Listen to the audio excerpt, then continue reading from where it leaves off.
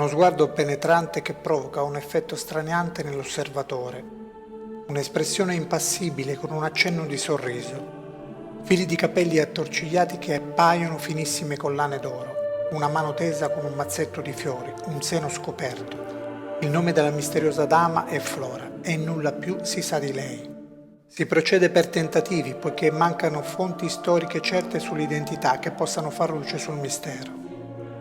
Alcuni studiosi ritengono che la donna ritratta da Bartolomeo Veneto nel 1505 circa possa rappresentare una figura mitologica di nome Flora, dea romana responsabile della fioritura delle piante utili al sostentamento delle popolazioni, mutata col passare dei secoli nella dea della primavera. Un soggetto caro ad artisti di varie epoche. Ma potrebbe essere la Flora cantata da Ovidio nei Fasti e nelle Metamorfosi, anche se il poeta la collega alla ninfa greca Chloris, rapita e poi sposata da Zefiro, tradisce qualche somiglianza. La chiave di lettura di altri ricercatori ci suggerisce che si possa trattare della trasposizione figurativa delle qualità della donna ideale narrata da Petrarca.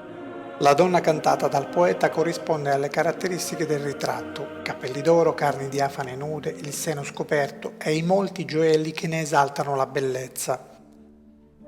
Un'altra interpretazione vuole che il soggetto sia riconducibile ad un ritratto idealizzato di Lucrezia Borgia, una delle donne più controverse del Rinascimento italiano, figlia illegittima di Papa Alessandro VI. Diverse opinioni si intrecciano per cercare di abbassare il velo che copre la vera identità di Flora, una figura controversa, ambigua, femminea ma non necessariamente femmina, efebica, con lo sguardo sicuro a sfidare chi si interroga a trovare risposte. E rimane lì, immobile e silenziosa, a sfidare i secoli.